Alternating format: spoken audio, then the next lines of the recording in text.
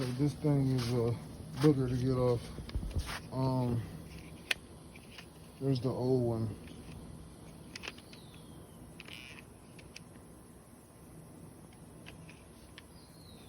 Obviously, it did need to be replaced. Okay, so what I did was, let me grab it again, sorry.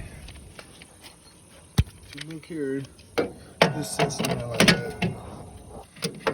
There's a bolt there, there's a bolt right there. And so you take that one, then there's two bolts on the side of it, right here. Two bolts.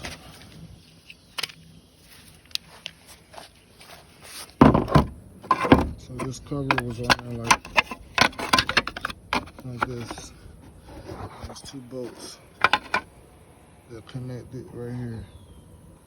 And you just unscrew this cap. Basically, this cap has to come off. You can't do nothing with the cap on.